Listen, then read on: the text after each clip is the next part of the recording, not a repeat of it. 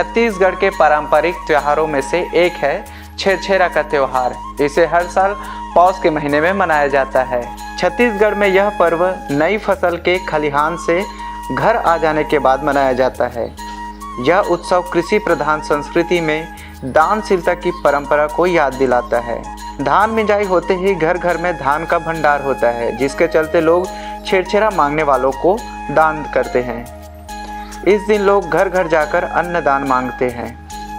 गांव के बच्चे इस त्योहार को लेकर काफ़ी उत्साहित होते हैं। इस दिन बच्चे सुबह से ही हाथों में झोला, टोकरी और बोरी लेकर घर घर जाकर छेरछेरा मांगते हैं।